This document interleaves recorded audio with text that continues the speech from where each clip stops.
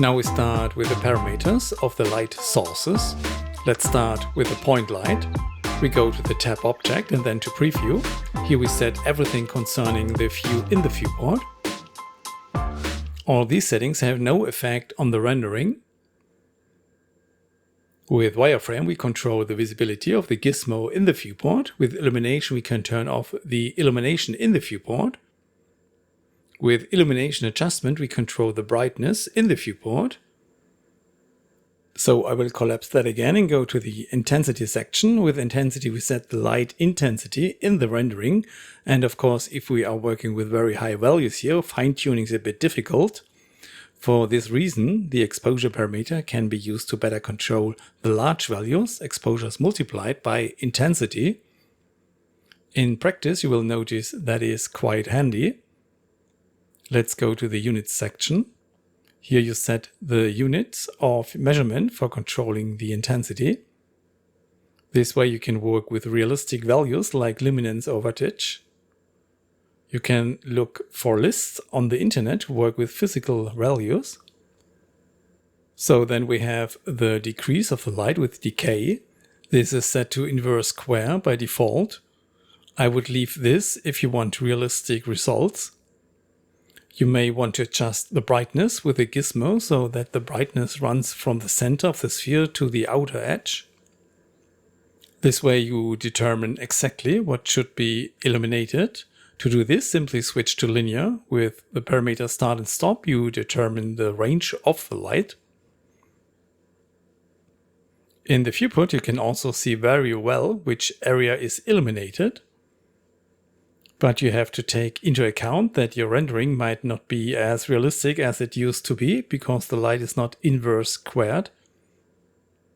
Maybe you don't want the decrease of the light intensity. You can also switch off the light decrease, then the light would be constantly bright. So objects which are 20 kilometers away will have the same intensity as objects which are 2 centimeters away from the light. So of course we have to lower the intensity significantly. This should be understandable so far, so I put this back to square now. Then we go to the color section.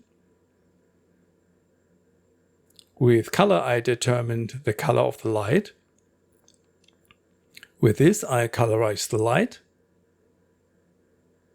I will set this back to white. Then under texture we can load in a texture to be projected. I will show this in a moment with an example when we work with the spotlight. With the point light we distort the texture too much. Under mode we can control the color temperature.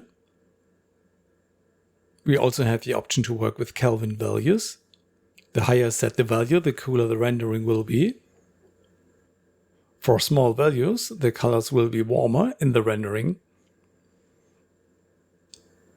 I will put that back as well. So we go to the next parameter. Now there is some repetition. That's why it's much faster now. We are going to the spotlight here now. Previews we already know, so we can skip that. Intensity is identical. We don't need to look at that.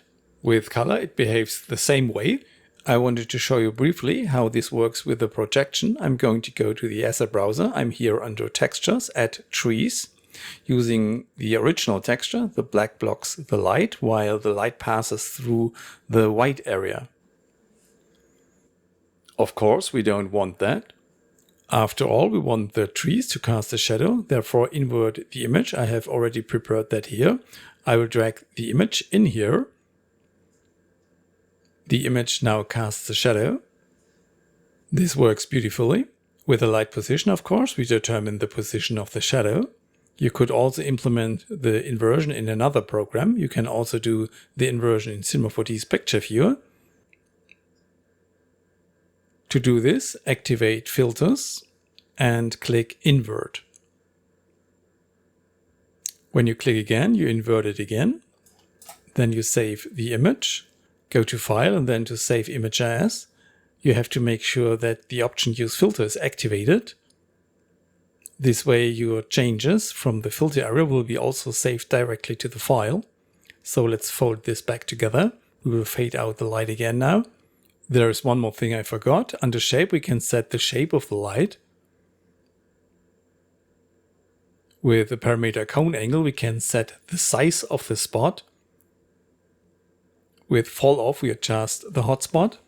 This is the area here in the middle, so the brightest area.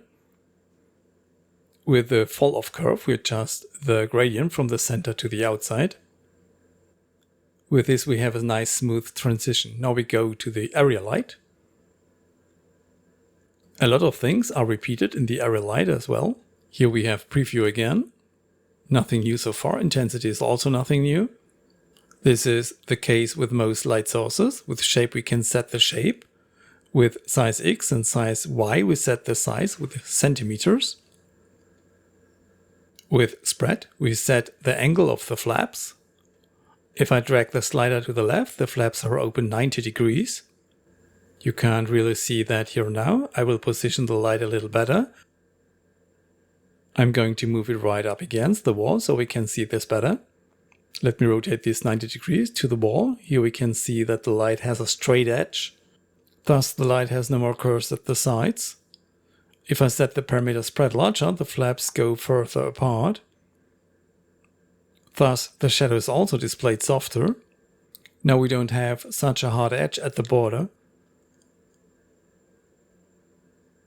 You should pay attention to the spread parameter more often. Here we have the possibility to display the light from the geometry in the rendering. Currently we can't see the light itself in the rendering. I mean that how cannot see the surface in the rendering. With this we can activate exactly this setting. Now we can see the light. Right now we can only see the back side. If we look at the light from the front, it is a white surface. At the same time, we can also see that the backside can't light anything. If we still want to have that, we need to enable bidirectional. Thus, the light emits brightness from the backside as well. Then we have the parameter normalize intensity. Normally, it is as follows. If I increase the area light, it becomes brighter. If I make it smaller, it becomes darker. I can switch off this functionality here. Here, make sure that the light shines constantly with a set intensity. And so then the size of the light has no more influence. If I activate that, I have to work with very high intensity values. If you don't want the size of the light to matter, then you simply activate this checkbox. I will turn that off again. Then we have the light infinite light. Under intensity we can see that this light has no decrease, hence the name infinite light. Even if objects are several kilometers away, they will get as much light as very close objects. So it is also with our real sunlight. Under color there's nothing new so far either. I will turn off the light. Let's move on to the IES light. Here we go to the intensity section. Here we have only the parameters intensity and exposure for selection. Here we also have no inverse decrease. This is determined directly by the file from the light. And this comes directly from the light manufacturer who provides the corresponding file.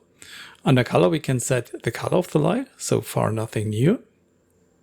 Under mode, we can also control the color temperature with temperature. The light can be set warmer or cooler. Here below, you insert the IES file, which you also have available in the asset browser. Under the search, I enter IES. Then I scroll down quite a bit. You just drag this data into the slot. You can get such files for free from the lamp manufacturers. So let's go to the dome light. Here we find a bit different settings, which are also not very difficult to understand. Here we have intensity again. You already know exposure as well. With this you can colorize the used file directly. Here we load the textures.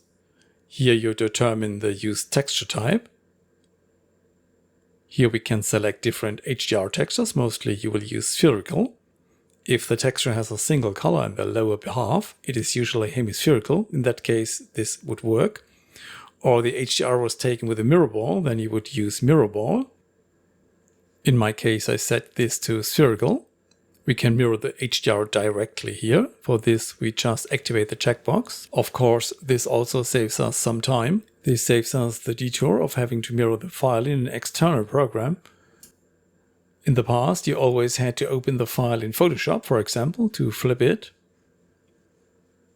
Here you can colorize the HDR with the color. To do this, we simply drag the slider.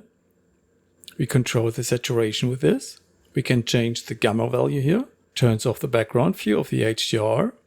So we can then also have the alpha channel calculated. I will leave that enabled. We switch off the dome light again. Here we have the portal light. By itself, the light has no function. These lights provide resistance for the dome light. So we have redshift to tell the dome light where the focus of the light distribution should be in the rendering. The portal lights focus the light from the HDR lighting, making it easier to calculate in redshift. Let's go down to the settings. Intensity, we know this so far. There are no new settings here. In the color section, we can use tint color to adjust the color of the individual highlights. Interestingly, the color change in HDR is only affected by this specific light. This gives us a lot of creative freedom because it allows us to create images with very vivid colors. This is where we control the transparency of the portal light, and here we could use another dome light. I'm going to go up and drag in another dome light, and so this portal light passes the light from this HDR. Let's move on with size X and Y. We set the size of the portal light. With spread, we set again how the side flaps should be aligned, as already seen in the array light. I pull the slider to the left. Let's wait a little moment. The light looks completely different now. Let me pull this further to the right. Let's wait again for a little moment. With this, we have a great influence on the light distribution of the portal lights. We are now so far done in this movie. We have seen the basic settings of the lights first. And in the next movie, we will take a closer look at the physical sun and the sky object.